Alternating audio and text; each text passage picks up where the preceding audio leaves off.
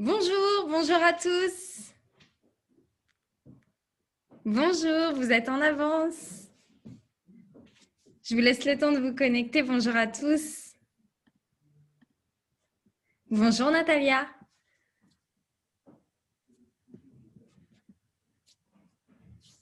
C'est dingue tous ces gens en avance. Là, à chaque fois qu'on a lancé un webinar durant la Skills Week, tout le monde est en avance. C'est les joies du digital. Bonjour Caroline. Alors, j'en profite pour vous introduire ce webinaire. Donc, bonjour à tous, bienvenue sur le webinaire Profitez du confinement pour muscler votre intelligence adaptative. Quel levier pour repartir à plein régime? Je suis Joy Dubreuil, responsable marketing et communication chez Skillsday, l'organisme de formation nouvelle génération expert en blended learning. J'ai le plaisir de partager avec vous la Skills Week. Donc, si vous étiez présent sur d'autres webinaires, vous m'avez déjà entendu faire cette introduction. Alors, la Skills Week, c'est la première Learning Week de Skills Day. C'est une semaine intense et ludique qui vous est dédiée pour renforcer vos soft skills avec des thématiques différentes. Et bien sûr, je ne suis pas toute seule aujourd'hui, je suis avec Laurent et c'est Laurent qui va tout vous apprendre sur le sujet. Alors, on attend encore 2-3 minutes le temps que tout le monde se connecte et fait couler son café et soit prêt pour 40-45 minutes de présentation par Laurent et ensuite 10 à 15 minutes maximum de questions-réponses. Et bien sûr, durant toute la séance, on répond à vos questions dans le chat. Donc, n'hésitez pas. Bonjour, vous êtes nombreux. N'hésitez pas à nous écrire dans le chat, à vous adresser soit à tous les conférenciers et les participants, soit à tous les panélistes et les participants selon les paramètres que vous voyez. Mais ça permet de partager à tous vos questions, vos témoignages, vos retours d'expérience. Alors, pour vous présenter Laurent un peu plus, il est membre du Conseil supérieur de l'égalité entre les femmes et les hommes, ancien vice-président diversité et inclusion du groupe Orange. Laurent a toujours été passionné par l'humain et par les méthodes innovantes de management. En 2017, il découvre l'approche neurocognitive et comportementale qu'on appelle l'ANC, donc vous réentendrez ce mot aujourd'hui, fondée sur 35 ans de recherche en neurosciences et en sciences comportementales. Il s'est formé donc à l'ANC et à ses outils pour développer les soft skills au sein de l'Institut neurocognitive, puis il a rejoint en tant que directeur du développement cette association internationale qui propose du conseil, de la formation, des solutions digitales dans le domaine des soft skills. Alors, peut-être que vous savez déjà de quoi on va parler exactement aujourd'hui. En tout cas, il y a une question qu'on aimerait vous poser avant de commencer, c'est de savoir déjà comment vous vous sentez en ce moment. On espère vous partager, de partager avec vous un bon moment, savoir comment vous vivez ce deuxième confinement par rapport au premier. Donc, dites-nous tout dans le chat en vous adressant donc à tous les conférenciers et participants. Comme ça, on voit tous vos réponses. C'est beaucoup plus convivial. Et ça fait déjà quelques années maintenant que Laurent et Skillsday sont proches et je suis ravie d'être avec toi aujourd'hui et de partager ce moment avec toi. Le sujet fera probablement l'objet d'une formation co-construite entre Skillsday et toi en 2021 autour de l'approche neurocognitive et comportementale. Restez connectés pour en savoir plus. J'en dis pas plus aujourd'hui. Je crois que David et Laurent sont en train de finaliser le partenariat. Donc, cette bonne nouvelle arrivera en 2021. Alors, qu'est-ce que vous me dites? Comment vous vous sentez? Vous avez hâte que le confinement se termine, je comprends, c'est bientôt fini. C'est bientôt fini. Hâte de retrouver le monde, les humains, c'est sûr. Oui, c'est plus compliqué de gérer sa vie privée, sa vie pro, son équilibre vie pro, vie perso. Vivement les vacances. Vous avez raison, Sana, vivement les vacances. Yasrine est sereine. Super. Optimiste, c'est bien. Et ben, j'espère qu'en repartant de ce webinaire, vous serez optimiste et on vous aura partagé un bon moment. Écoute, Laurent, je pense qu'on a déjà pas mal de monde qui a réussi à se connecter. Donc, je te propose de commencer. C'est parti. Merci Joy et puis bonjour à toutes et à tous. Alors moi je suis ravi d'être là pour parler d'intelligence adaptative, de muscler son cerveau avec des techniques simples, utiles et impactantes. C'est ça l'objectif aujourd'hui, de vous faire comprendre comment ça marche cette espèce de truc qu'on a dans la boîte là. Et puis déjà, l'intelligence adaptative, pour se mettre en situation avec ce qu'on vit avec le confinement, je parle de mon cas. Moi, il a fallu que je tire un câble pour me brancher, pour avoir une connexion. Je partage l'espace qui n'est pas habituel avec le chat. Et donc, je ne suis pas dans mon bureau. Donc, tout ça, ça a nécessité de l'adaptation, de l'adaptativité de ma part. Alors, pour juste compléter ce que disait Joy tout à l'heure, l'INC, l'association dans laquelle j'évolue, eh bien, est directement issue de la recherche, de plus de 35 ans de recherche, comme le disait Joy. Et tout ça, c'est très structurant parce que ça veut dire que ce que je vous raconte, ce ne sont pas des inventions, ce ne sont pas des élucubrations, ce n'est pas du chamanisme, c'est avéré par la science et ce n'est pas une chapelle non plus, l'ANC. C'est une approche intégrative qui se nourrit de beaucoup de choses et de découvertes récentes. Et il va y avoir des publications très prochainement parce que le confinement a ses avantages, c'est que nos chercheurs, ils ont pu faire des choses qu'ils n'avaient pas le temps de faire habituellement. Et là, ils vont très bientôt publier, notamment sur un aspect qui est la gouvernance grégaire, c'est une des gouvernances de notre cerveau. Donc, tout ça, on pourra vous en dire plus si ça vous intéresse. L'important, ce qu'il faut retenir, c'est cette approche neurocognitive et comportementale qui nous donne des clés de lecture de nos comportements humains. Et comme le disait Joy, à l'Institut, eh bien, on fait du conseil, on conseille des organisations qui doivent se transformer, on fait de la formation, on forme des praticiens à l'approche neurocognitive et comportementale, praticiens dont je fais partie, on fait du coaching, mais du coaching avec une tessiture spécifique qui est justement ces apports de l'ANC, mais beaucoup plus aussi l'énergétique, etc. Et puis les solutions digitales, on a, j'y reviendrai, un inventaire de personnalités qui se distingue des tests classiques sur le marché. Les tests, c'est vous positionnez dans des cases. Un inventaire, ça vous dit quelles sont vos dynamiques comportementales, ce qui vous met en action, ce qui vous bride, ce qui vous empêche d'avancer, d'évoluer dans votre carrière, ce qui limite votre potentiel. Et nous, justement, on agit là-dessus pour aider les gens à découvrir leur motivation réelle. Et on va y revenir parce que c'est très connecté à ce qu'on vit actuellement. Et puis aussi, on essaie d'innover, on innove avec ce qui s'appelle notamment les nudges. Les nudges, c'est en gros utiliser nos biais humains pour essayer de nous faire adopter des comportements vertueux, que ce soit pour la transition climatique ou que ce soit pour d'autres raisons. Alors, tout ça, je vais le passer. Vous voyez les types de domaines dans lesquels on peut agir. C'est globalement tout ce qui fait la transformation, tout ce qui fait la qualité managériale, tout ce qui fait le talent management et le leadership, mais nouvelle génération, pour aller beaucoup plus loin, pour bien comprendre ce qui fait que quelqu'un qui pourtant coche toutes les cases objectivement ne réussit pas sur un poste et ce qu'il faudrait faire surtout pour l'aider à réussir sur ce poste. Et puis, on agit beaucoup sur tout ce qui est stress et qualité de vie au travail. C'est très important parce qu'on va revenir à ce qu'est le stress, mais on a des moyens de lutter de façon efficace aujourd'hui sur ces phénomènes de stress qui sont omniprésents et en particulier en cette période compliquée. Alors, je vais commencer par vous plomber. Ouais, je l'assume. Parce qu'il faut qu'on revienne quand même à des réalités terrain du moment, de ce qu'on vit. Alors moi, j'étais frappé par ce qui se disait tout à l'heure dans le chat, c'est qu'il y a de l'optimisme, tout le monde a envie, il y a de l'énergie, ça c'est super. Les annonces du président de la République sont sans doute pour quelque chose, puisqu'on annonce le bout du tunnel. Alors, je vais faire du mauvais humour, mais alors j'ai mes amis québécois qui ont un dicton qui est quand tu crois que tu vois la lumière au bout du tunnel, assure-toi bien que ce n'est pas le train qui s'en vient. Alors, c'est pas ça. C'est effectivement, on va avancer, on va aller vers la lumière. Mais revenons quand même à ce qui se passe. Ce qui se passe déjà dans cette période, c'est qu'on a des changements très, très brutaux qui se sont produits. Le télétravail, partager son espace de vie avec différents animaux, alors des petits de 3 ans, des chats, des voisins, des conjoints, c'est quelque chose d'extrêmement stressant. Et puis ne plus avoir le rapport humain avec ses collègues, ça c'est extrêmement stressant. L'absence des proches, ses parents éloignés qui sont de l'autre côté de la France et qu'on ne peut pas aller voir et qui sont parfois très âgés et fragiles. On a plein de peurs, la peur d'être malade, la peur que les autres tombent malades autour de nous. Et puis toute cette infobésité, ces rumeurs partout, ces fake news qui sont omniprésentes, tout ce qui nous matraque tous les jours et qui nous impacte. Alors, de quoi avons-nous besoin en cette période? Moi, je dirais l'organisation, gérer le télétravail, gérer notre équilibre vie privée, vie professionnelle, mieux gérer le stress et la pression, on va y revenir, on va trouver des clés. relativiser, nuancer, positiver, et puis aussi se former en continu pour repartir du bon pied. Ça, c'est extrêmement important. Et remettre en question un certain nombre de fonctionnements.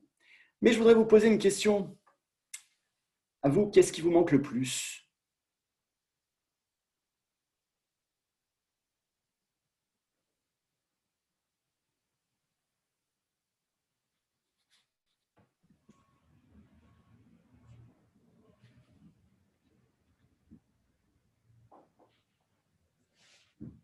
La tendance se crée, Laurent. Mhm. Alors, quelle est la tendance? Qu'allons-nous découvrir sur ce qui vous manque le plus?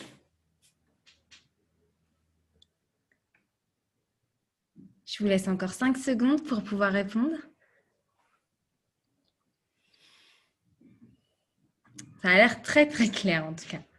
Mhm. Je clôture le Je vote. suppose que c'est aller au travail, Joy. Évidemment. Ah, ça me rassure. Tu vas le voir tout de suite. Je clôture et je partage les résultats. Hop. Ah, la sociabilité, l'humanité, les proches, les sorties culturelles et amicales, oui, ça se distingue très, très nettement. Oui, aller au travail aussi quand même pour certains, on a quand même des faillots là, hein. Peut-être que leurs patrons sont dans la salle, non, ils ne peuvent pas voir. Ok, eh bien, super. Merci Joy pour cette étude éclairante. Alors tout ça, qu'est-ce que ça nous dit? Ben, ça nous dit un truc, c'est qu'il nous faut prendre la main sur notre cerveau. C'est paradoxal, hein, mais il faut vraiment prendre les commandes. Pourquoi? Eh bien, tout simplement parce que la crise et toutes ces nouveautés, toutes ces incertitudes percutent frontalement certaines de nos programmations humaines. Déjà, la première, c'est l'enfermement. Ben, l'enfermement, c'est l'absence de nature, l'incapacité à aller dans la forêt. Alors maintenant, on va pouvoir aller à 30 km ou 20 km de chez soi, je crois, pendant 3 heures. Donc ça, c'est super. Pourquoi? Parce que l'humain a besoin de nature. On a besoin de se reconnecter aux arbres, à la forêt. Le stress de l'absence de nature a été qualifié par l'OMS récemment. Et en fait, on se rend compte que nous, humains, nous ne sommes pas faits pour vivre dans des villes. Il faut qu'on aille se reconnecter. Ce n'est pas du chamanisme, hein. Régulièrement, il faut qu'on aille se reconnecter à la nature. Deuxième chose qui est en lien avec ce que vous avez dit, l'abolition des rites sociaux, être avec les amis, aller prendre un pot, aller discuter, et les rites professionnels aussi, se serrer la main, c'est super important, aller prendre un kawa, tout ça, c'est très important. On en a besoin en tant qu'humains. Nous sommes des animaux sociaux, grégaires, et il nous faut cette proximité des autres pour la plupart d'entre nous. Certains, effectivement, sont ce qu'on appelle un peu plus marginaux, ils en ont moins besoin au quotidien, mais l'écrasante majorité d'entre nous a besoin de cette proximité humaine. Et justement, quand on est trop loin des proches, parce qu'on n'a pas le droit d'aller les voir, parce qu'on a peur d'aller les voir, eh bien, c'est aussi quelque chose qui n'est pas normal pour notre cerveau. Mais surtout, pour notre cerveau, ce qui n'est pas normal, c'est l'incertitude.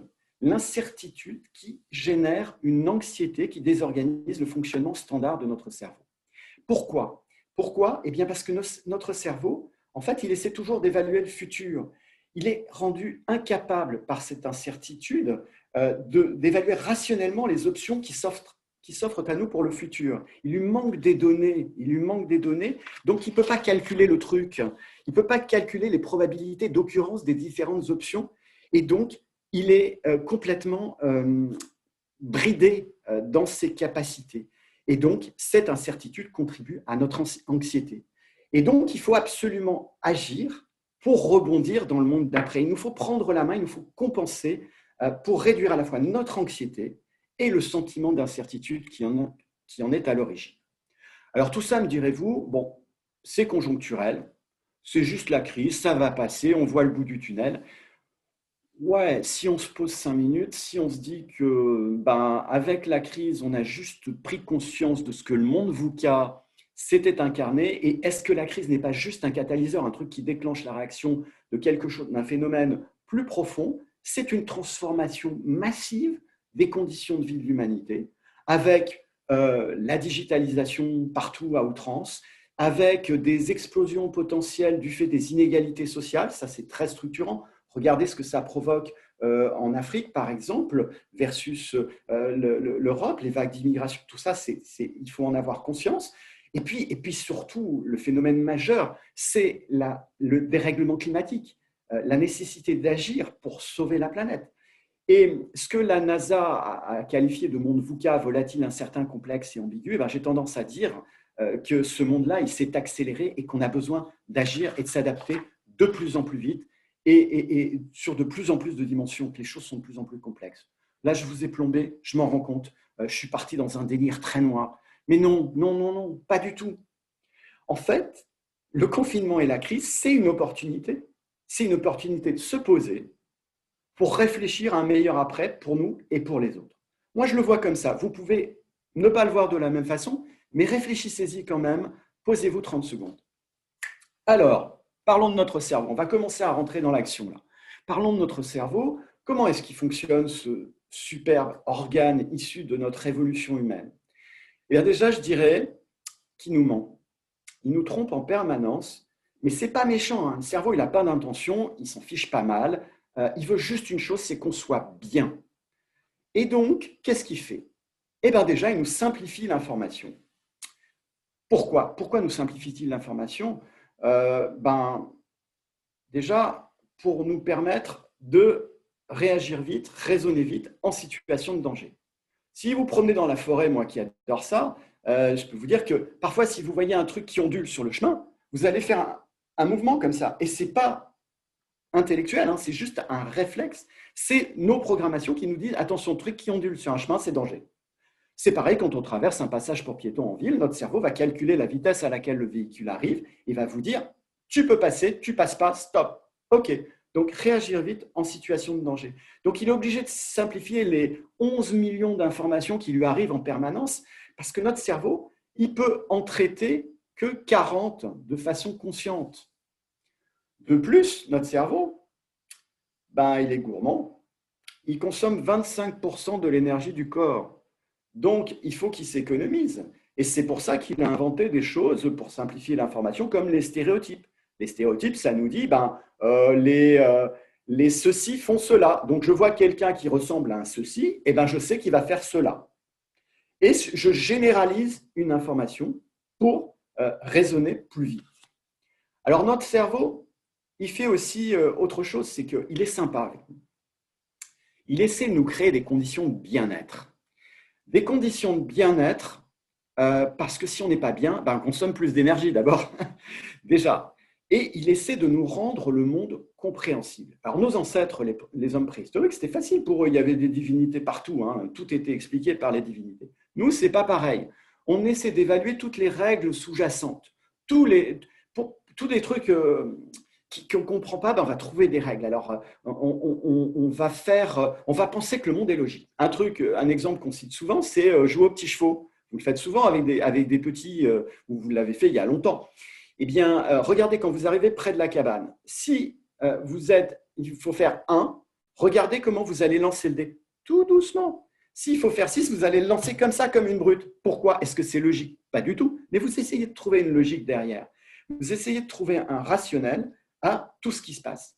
Et ça c'est souvent ce qu'on appelle l'inférence bayésienne. Notre cerveau, il utilise des mécanismes mathématiques pour faire tout ça. Il nous rend le monde compréhensible. Et un phénomène en ce moment qui est très puissant, c'est la rumeur. La rumeur, en fait, elle vient de ça. Elle vient de ça parce que notre cerveau, il ne supporte pas qu'il y ait des trucs qui ne soient pas explicables, qui ne soient pas logiques, qui ne soient pas rationnels dans les décisions du gouvernement, de ci, de ça, des uns, des autres, que les choses ne soient pas carrées. Et donc, il va inventer des histoires. Il fait souvent ça la nuit. Hein. Quand on dort, forcément, on invente des histoires. On va identifier plein de paramètres qu'on va grappiller, qu'on va compiler, c'est une sorte de super calculateur, le cerveau. Et puis, il va vous inventer une belle histoire le matin, puis vous allez être sûr de vous. Et c'est comme ça qu'il fonctionne, notre fichu cerveau. Notre fichu cerveau aussi, il nous valorise. Ah, tu es quelqu'un de super bien, super intelligent, et tu travailles dans une super organisation. Pourquoi il nous dit ça, même quand on a fait une crasse à un pote qu'on lui a vendu une voiture pourrave? On se dit, finalement, il n'est pas sympa, ce pote. Il a fait tel truc pas bien dans la vie. Donc, j'ai bien fait de lui vendre une voiture pourrave. Pareil, c'est la nuit que le cerveau réécrit ces histoires-là. Parce que si on n'est pas quelqu'un de bien, Ben, on n'est pas en homéostasie dans le cerveau, donc on consomme de l'énergie. Donc, il vaut mieux être quelqu'un de bien. Donc, notre cerveau, il fait tout ça. Et puis, il nous fait évoluer dans un environnement rassurant. Alors, ouais, ok, je fume un paquet par jour, mais je fais du sport. Et puis, de toute façon, mon oncle Henri, on a de bons gènes, il a vécu jusqu'à 100 ans en fumant 3. Ou alors, ok, je roule à 180 sur l'autoroute, mais j'ai une super belle bagnole, bien entretenue, et c'est tous les gens avec leur caisse pourrave qui sont des dangers publics. On se raconte des belles histoires pour être rassuré, pour ne pas consommer d'énergie. Et tout ça, ça crée tout un tas de biais.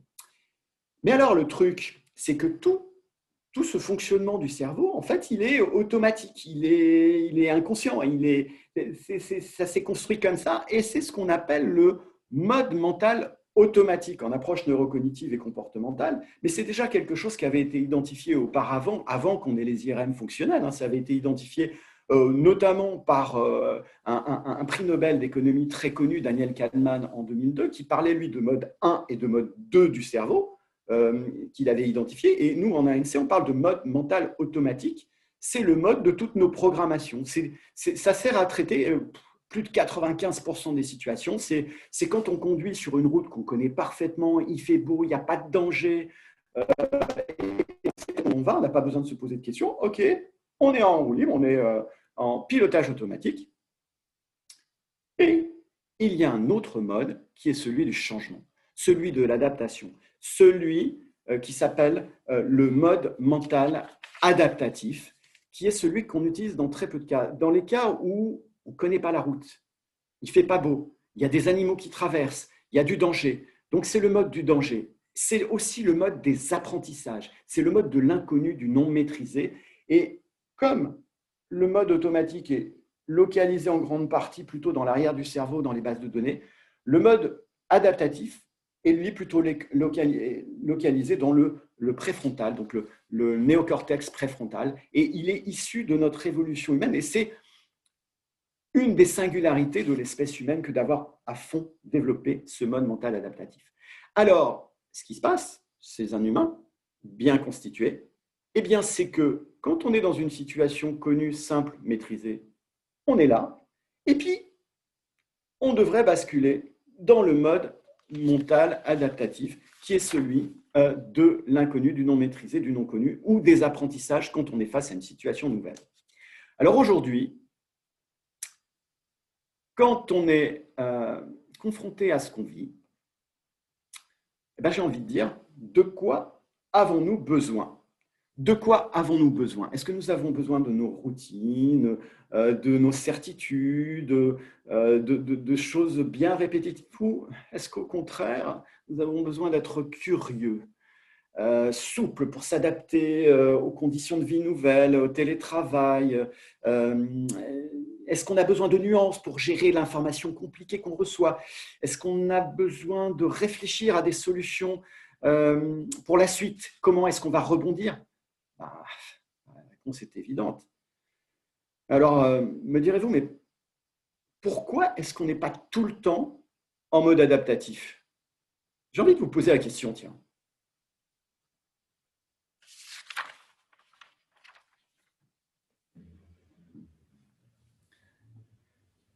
Alors, je vous ai ouvert un vote. Dites-nous, d'après vous, pourquoi on n'est pas toujours en mode adaptatif?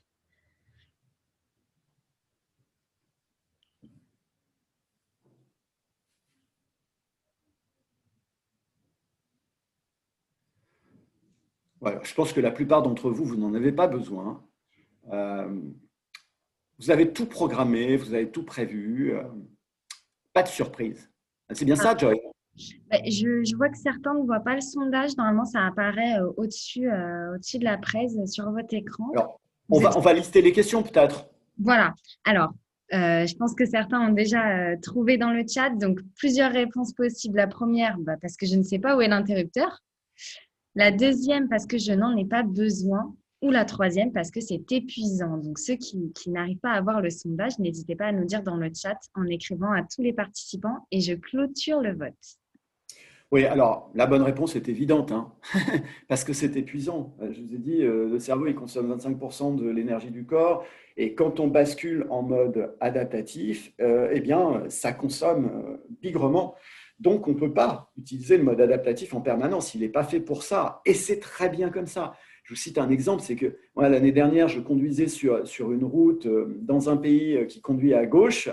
Eh bien, au bout d'une heure, j'étais vidé et j'avais faim en plus. Il fallait que je me nourrisse. Donc, alors pour répondre à la question de ceux qui ne savent pas où est l'interrupteur, il y en a quand même 14%, eh bien, on va trouver des interrupteurs en nous, on va en partager quelques-uns dans quelques instants. Mais revenons à cette formidable capacité du cerveau, parce que tout à l'heure, je vous ai plombé avec les images négatives de la crise, etc. Mais revenons quand même à ce que nous avons développé, ce dont l'évolution nous a dotés. C'est ce néocortex préfrontal qui héberge notre intelligence adaptative, qui est le sujet sur lequel nous, à l'INC, nous travaillons à fond. Nous travaillons pour trouver plus d'interrupteurs, plus de façons de basculer, plus de façons d'être dans la créativité, développer l'agilité pour s'adapter aux situations, gérer son stress. Parce que aussi, ce qu'il faut avoir en tête, c'est que le stress, c'est quoi? Le stress, c'est un signal du cerveau qui vous dit « tu n'es pas dans le bon mode ». Tu es dans une situation inconnue, complexe, ambiguë, etc. Donc, tu es dans le mode automatique et la situation requiert que tu sois dans le mode adaptatif. Et il faut que tu changes, il faut que tu bascules.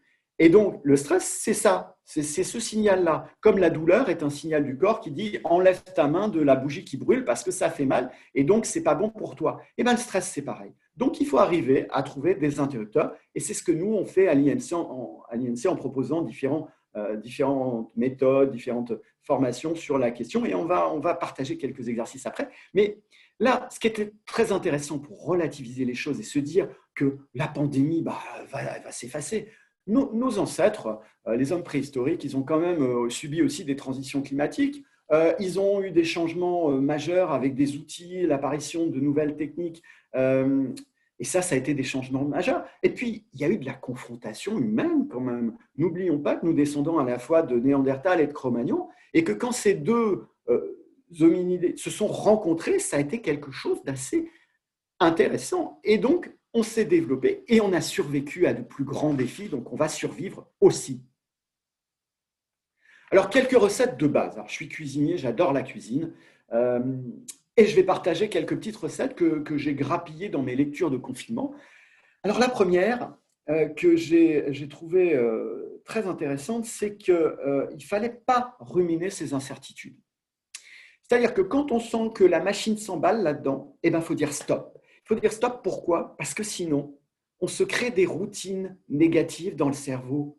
Et vous savez qu'au bout de 3 semaines, à force de répéter des exercices pendant 3 semaines, ou de désapprendre quelque chose pendant 3 semaines, eh ben, les connexions neuronales évoluent. Et donc, si on se crée des connexions neuronales en ruminant tous les jours les mêmes choses, eh ben, au sortir du confinement, ça va être un peu dur de débrancher toutes ces connexions. Donc, il ne faut pas faire ça. Alors, comment ne pas faire ça? Eh bien, il y a des techniques simples pour ne pas rentrer dans ces routines négatives. Moi, je pense, par exemple, à ce qu'on appelle la multisensorialité. Alors, on a des capsules sur le site INC, vous pourrez aller les télécharger. Je sais que mon ami Christophe, qui nous écoute, lui a fait des petites vignettes vidéo de 3 minutes pour nous aider à rentrer dans la multisensorialité et à justement débrancher toutes ces connexions négatives, toute cette négativité. Ça consiste en quoi? Ça consiste à écouter ses sens, à écouter le chant des oiseaux, à écouter sa respiration, à toucher, à sentir, à humer. Et tout ça, ça nous permet de rompre avec ce cycle de la négativité. Alors, ça vaut aussi pour la méditation de pleine conscience, la mindfulness. Ça aide aussi à éviter de rentrer dans ces routines extrêmement toxiques pour nous. Alors, ce que j'ai trouvé aussi très intéressant, ça vient de Michelle Newman, qui est directrice du laboratoire de recherche sur l'anxiété et la dépression en Pennsylvanie. C'est l'idée j'ai trouvé ça génial, circonscrire la pandémie. C'est de dire, là, je me crée une routine de l'information chaque jour, mais je la limite dans un endroit bien précis, un fauteuil qui sera réservé à ça, devant la télé, et je limite le temps d'accès à l'information à 20 minutes par jour, pile. Et je ne laisse pas sortir cette fichue info négative de ce cercle et de ce temps. Hic et nunc. Et ça, c'est extrêmement efficace pour éviter d'être pollué partout dans la maison et de penser sans arrêt oh, la pandémie, les malades, les lits de réanimation. Et puis, il faut aussi se dire qu'on a besoin de se faire plaisir. Se dire qu'on est quelqu'un de bien, c'est quelque chose de sympa, mais aussi se faire des petits plaisirs, se faire des bons petits plats, se dorloter, se bichonner, prendre le soin de s'habiller, parce qu'il y a beaucoup de gens qui se disent le confinement, on ne me voit pas, je n'ai pas besoin de m'habiller, je suis en caleçon en dessous de la table. Non, je vous rassure. Mais moi, j'ai tendance à dire, je suis un peu comme Robinson Crusoe, si vous vous souvenez, Robinson Crusoe mettait un point d'honneur à s'habiller correctement chaque jour, même s'il était seul. Et c'est extrêmement structurant pour la pensée. Et se faire plaisir en s'habillant correctement, c'est quelque chose. Mais c'est se faire plaisir aussi en se disant, je vais redécorer mon intérieur, je vais penser à l'après, je vais penser à mes futures vacances. Il faut se donner des choses qui nous font du plaisir pour aller bien. Alors bon, il y a aller bien, mais il y a aussi des peurs. Il faut le reconnaître. Et on a des outils aujourd'hui pour agir sur la peur. Alors, j'ai vu que dans le chat, tout le monde était très positif aujourd'hui. Bien sûr, vous êtes dans l'action, vous essayez de vous informer, vous essayez de vous former. Vous n'êtes pas forcément représentatif de la population française. Hein. Si j'en juge par la méga étude Covadapt qui est en cours en ce moment, qui est une étude très longue et qui regroupe des milliers de participants, c'est un panel où on nous demande à chaque fois comment on se sent, à quoi on a pensé, qu'est-ce qu'on interprète, etc. Dans cette étude, on a vu que juste avant le reconfinement, 27% seulement des Français n'avaient pas peur. 27% seulement n'avaient pas peur. Et 23% avaient très peur. Donc, on était dans une période de peur. Donc, il faut arriver à réguler cette peur. Et la peur, en fait, c'est quelque chose de normal, de naturel. Elle est aussi adaptative. Elle est liée à notre capacité d'anticipation. On anticipe tout ce qui pourrait se produire de négatif. Et donc, on ne peut pas ne pas en tenir compte. Et là, moi, j'ai une recommandation sur la peur, c'est vraiment la cohérence cardiaque. Tous les dispositifs de cohérence cardiaque, vous avez des applications, vous avez des choses qui vous aident à établir cette cohérence cardiaque et ça agit de façon très efficace sur la peur parce que quand vous avez peur, vous n'arrivez pas à basculer. Vous n'allez pas être en capacité de faire cette bascule mentale dont nous avons parlé. Alors, la peur aussi, c'est évacuer le stress. Alors, évacuer le stress, je vous propose de faire un exercice. Est-ce qu'on le fait, Joy? C'est parti. C'est parti. Alors, on prend un peu d'espace et puis on se met debout avec les poings serrés. On inspire bien et on descend les mains en expirant. Et on évacue dans une grande inspiration en ouvrant les mains et en jetant toute la toxicité du monde. Et on recommence 3 à 5 fois en inspirant bien.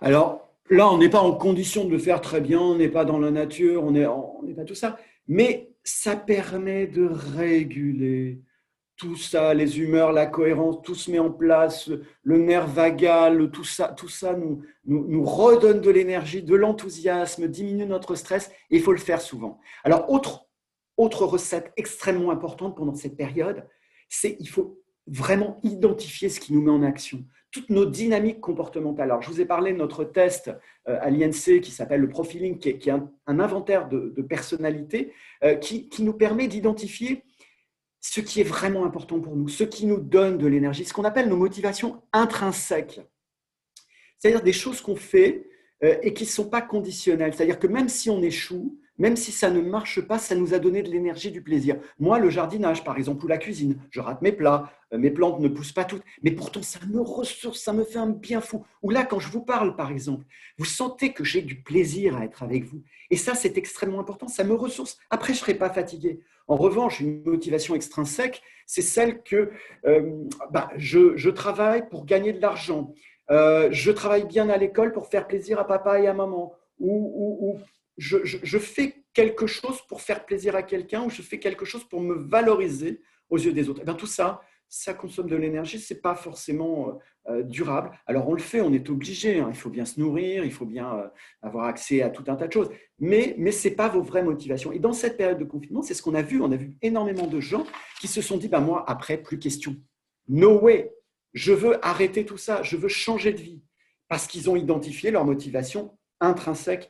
Et quand on travaille sur des gens qui sont positionnés dans une organisation ou pour des recrutements aussi, eh bien, on travaille sur l'appairage entre les motivations intrinsèques des individus et les besoins en soft skills, en compétences qui ne sont pas des compétences techniques, hein, c'est toutes ce qu'on appelle les soft skills, l'adaptation, les compétences relationnelles, émotionnelles, qui sont nécessaires pour les postes. Et on travaille sur cet appairage-là, sur le matching entre les deux, sur le lien entre les deux, pour être sûr que les gens s'épanouissent de façon durable sur leur poste. Et ça, c'est extrêmement important parce que c'est comme ça qu'ils sont les meilleurs, c'est comme ça qu'on atteint de la performance, c'est comme ça qu'on trouve les bonnes personnes pour les bons postes, en s'extrayant de tous les biais cognitifs qui font que pour le poste comme ça, je vais prendre le mec ou la nana qui a fait ci ou ça. Donc, on diminue aussi tout ce qui est risque de discrimination. Et puis dernier point, nous, ce qu'on identifie aussi, c'est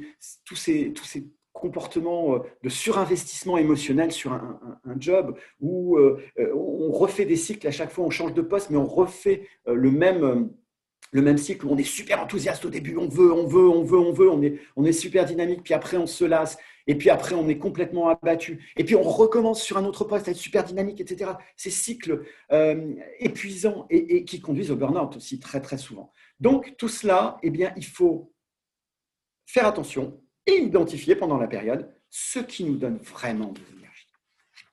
Alors, bascule mentale, on en a parlé. Comment est-ce qu'on peut la muscler, cette bascule mentale? Comment est-ce qu'on peut la pratiquer?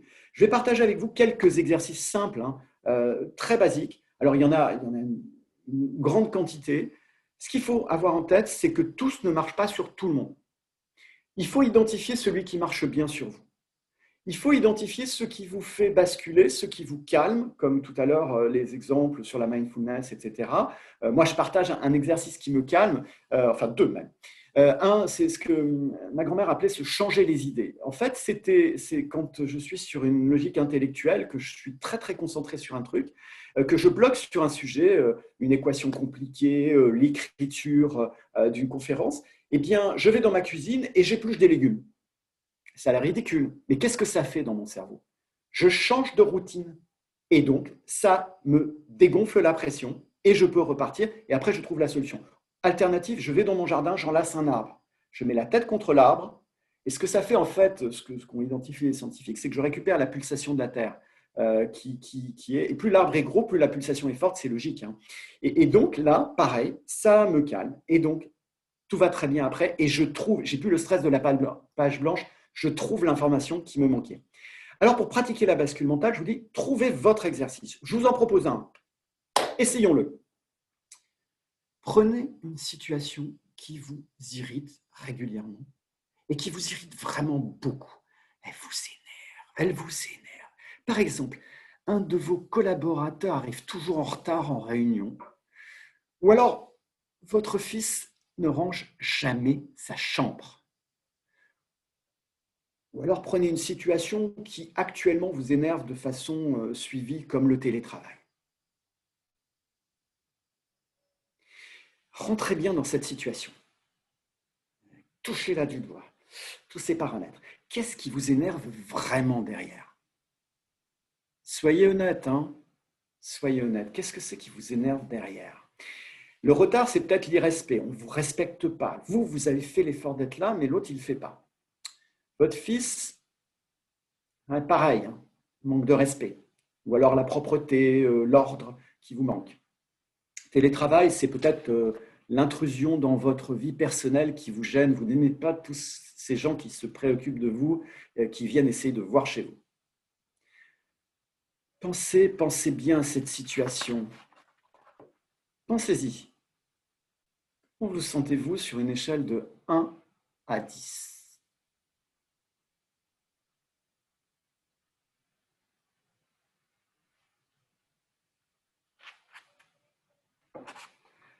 Alors maintenant que vous avez qualifié la situation, vous savez ce qui vous énerve particulièrement derrière la situation.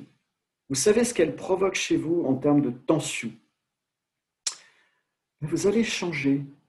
Vous allez changer de prisme. Et vous allez essayer d'identifier dans cette situation qui vous emmerde, qui vous pollue la vie, vous allez essayer de trouver 3 opportunités ou avantages pour vous. 3 opportunités, 3 ouvertures, 3 choses positives dans cette situation qui vous emmerde.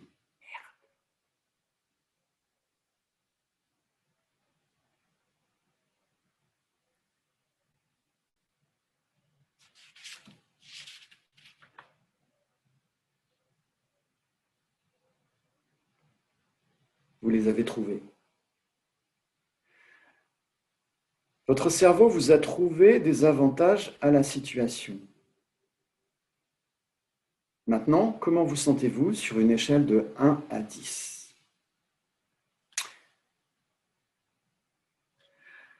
Vous avez trouvé que, par exemple, le retard de votre collègue systématique vous permettait de prendre votre café dans de bonnes conditions. Votre fils ne range pas sa chambre ? Mais vous lui faites payer, c'est lui qui va faire les courses. Et puis le télétravail est intrusif, mais il vous évite les transports en commun bondés. En fait, ce que va faire votre cerveau, c'est qu'il va essayer de trouver d'autres informations et en faisant ce mécanisme-là, il va basculer et donc vous allez atteindre un autre niveau de sérénité. Et généralement, sur cette échelle, votre niveau de stress baisse. Alors, cette technique peut ne pas marcher sur vous. Il y en a d'autres que je partage. Par exemple, une technique que moi j'aime beaucoup, c'est la multiplication des points de vue. La multiplication des points de vue, quand on raisonne approche neurocognitive et comportementale et mode adaptatif, on travaille particulièrement la nuance, le sens de la nuance. En fait, ça consiste en quoi ?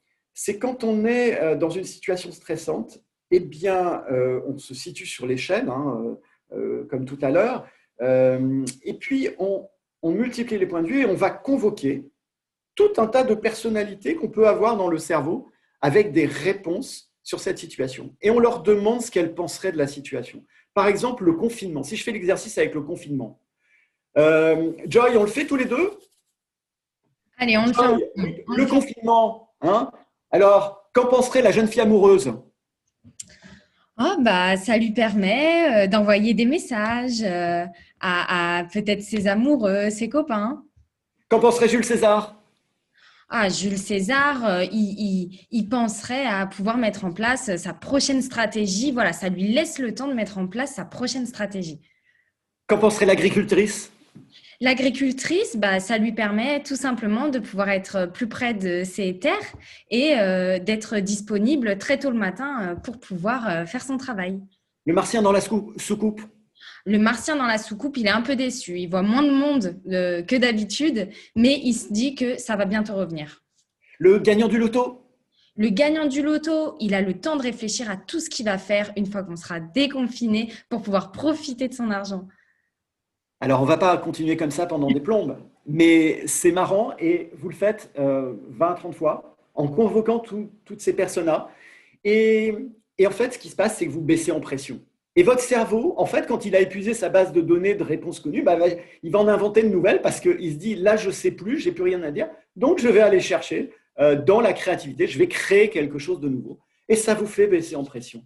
Et c'est très efficace. Moi, je le fais aussi quand je suis dans un endroit enfermé où je ne peux pas me lâcher, faire de la respiration ou n'importe quoi.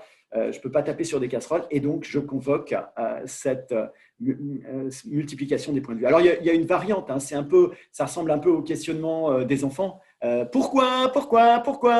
Et en fait, c'est le questionnement sans fin. C'est le même principe. Quand le cerveau a épuisé ses bases de données, il va inventer de nouvelles solutions. Qui pourrait vous aider ou vous gêner ? Pourquoi ? Qu'est-ce que vous en penserez dans 10 ans ? Avez-vous vu ou imaginé d'autres solutions ? Etc., etc., etc. Et vous vous rendez compte que là, hop, je bascule. Et on voit que les gens basculent, donc ça se voit aux yeux. Alors, j'espère que vous avez identifié votre solution de bascule. que vous avez des pistes. Alors, si vous voulez en trouver d'autres, hein, des solutions de bascule, il y en a plein sur le site neurocognitivisme.fr, sans eux, neurocognitivisme, sans eux.fr. Mais pour conclure, moi, ce que j'ai envie de vous dire, c'est une grande bouffée d'optimisme pour vous, pour la planète, pour la sortie de crise, parce qu'on vit une situation inédite, complexe, incertaine. Je vous ai dit, le VUCA s'est incarné là, de façon brutale. Mais nous, humains, on a quand même une fantastique qualité. C'est notre capacité d'adaptation à des environnements compliqués, à des changements, à des maladies, à tout ce qu'on veut. On s'adapte et on est capable de gérer notre stress pour faire face à des difficultés ponctuelles. Et on va, avec tout ça, en tirer parti, ces capacités, quand on en a pris conscience, on va en tirer parti pour créer un monde meilleur, plus équilibré, plus juste, plus écologique aussi, à la fois pour la planète, pour la Terre et pour nous, individus. Et on en a la capacité. Donc, c'est entre vos mains.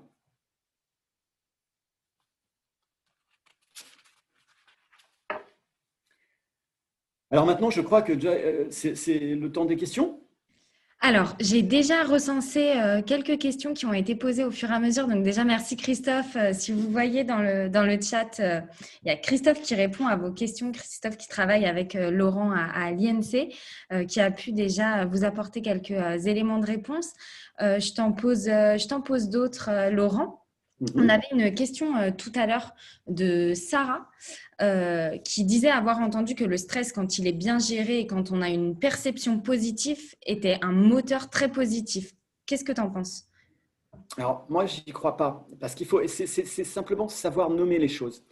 En fait, on confond souvent le stress et l'adrénaline.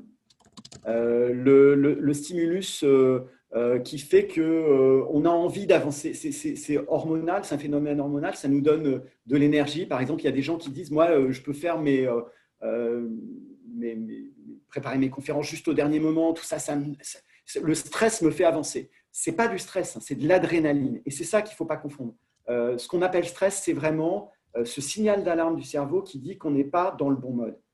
Donc, il y a différents phénomènes à la fois physiologiques et intellectuels, perceptifs. Donc, il ne faut pas les confondre. Nous, ce qu'on appelle stress, c'est vraiment ça. C'est le signal d'alarme du cerveau qui dit « attention, nécessaire de basculer ». Merci Laurent. On avait une question de Sylvie. Sylvie, je ne sais pas si depuis la fin de la présentation, ça a peut-être répondu à vos questions. Difficile de faire le distinguo entre motivation intrinsèque et surmotivation, surinvestissement.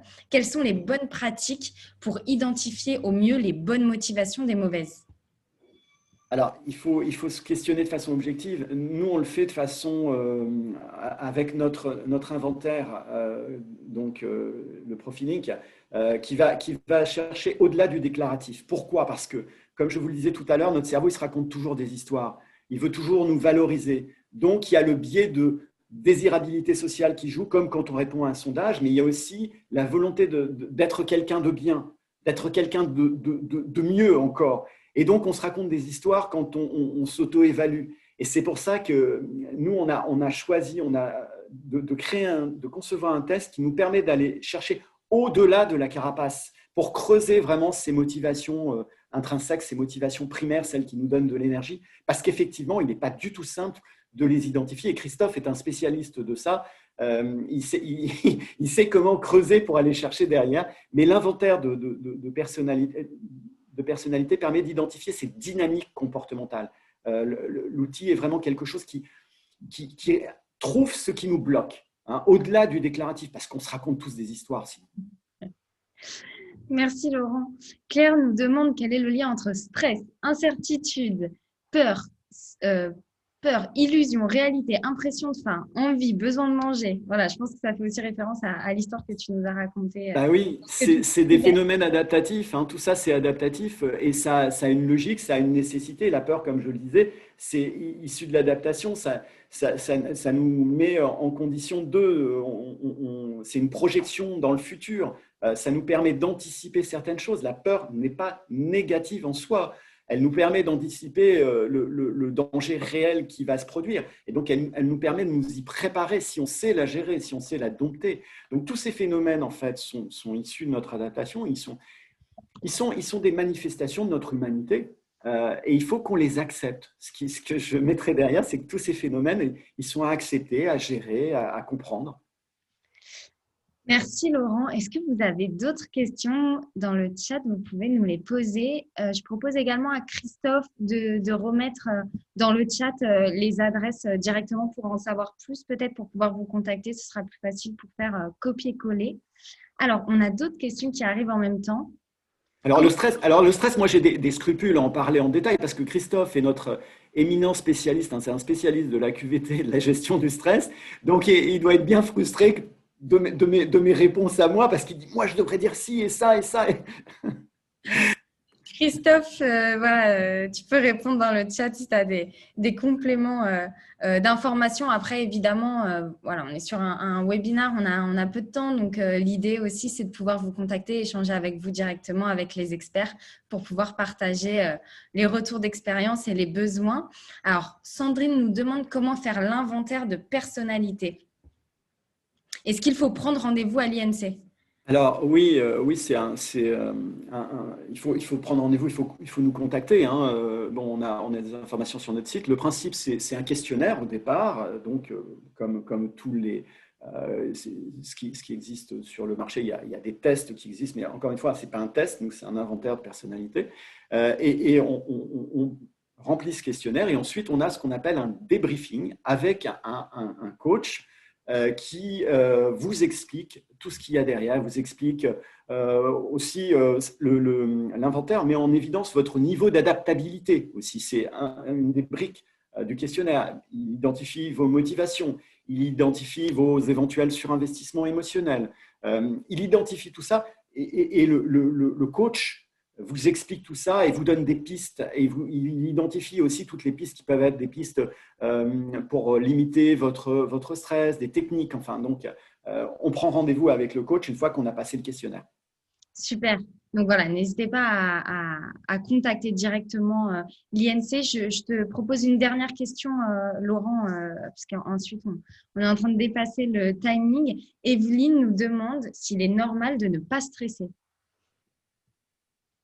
Ne pas stresser, ben, c'est quelqu'un qui bascule tout le temps en mode adaptatif quand il en a besoin. Ouais, enfin, alors, ne pas stresser, il faut avoir en tête qu'il y a des gens qui basculent spontanément, hein.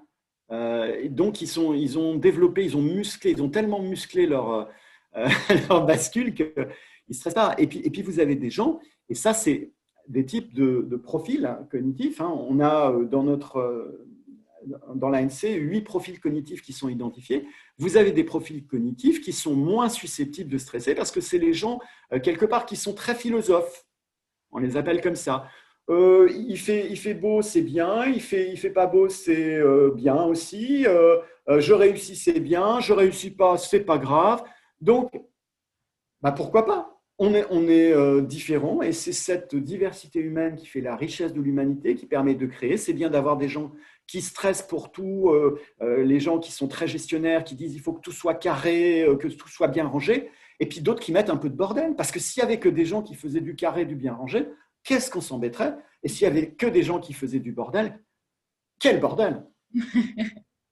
Merci Laurent. Christophe a mis dans le chat les adresses. Voilà, si vous souhaitez aller plus loin et contacter les experts directement sur le sujet, je vous l'ai également remis. Ça défile à une vitesse le chat, donc n'hésitez pas à les contacter en direct. Voilà, on vient de partager ensemble un moment informatif sur un format descendant, donc j'espère que vous repartez avec quelques notions à mettre en place dès la fin de ce webinaire. On a vraiment voulu vous offrir un avant-goût de ce qu'est la formation chez Skillsday et chez l'INC avec des formats plus courts, plus ciblés, des mises en pratique. Et bien sûr, avec nos clients, on adore aller plus loin avec des classes virtuelles, des échanges, de l'entraînement et toute l'ingénierie pédagogique nécessaire. Donc, si vous voulez nous retrouver sur d'autres webinaires durant la Skills Week, c'est encore possible. Vous pouvez encore vous inscrire au prochain webinaire. Il y en a un tout à l'heure à 13h30 sur le management à distance. Donc, je vous remets les liens pour pouvoir vous inscrire à la Skills Week. Je vois tous vos messages. Je vous remercie en même temps d'avoir participé. Vous nous faites des beaux retours. C'est vraiment chouette de partager ce moment avec vous. Et également, si vous voulez contacter Skillsday, pouvoir approfondir certains sujets, voilà, je vous ai mis l'adresse mail. Et bien sûr, on est disponible sur notre site, nos réseaux sociaux. Et peut-être que j'en reverrai certains d'entre vous, soit tout à l'heure, soit pendant les prochains jours. Merci Christophe d'avoir répondu aux questions. Merci beaucoup Laurent pour ta présentation et tes conseils précieux. On est détendu pour passer le reste de la journée sereinement. Et moi, j'ai pris un intense plaisir à être avec vous ce matin. Et à très bientôt, j'espère. Merci Au revoir à beaucoup toutes et à tous. à tous. À très bientôt. Bonne fin de journée. Au revoir.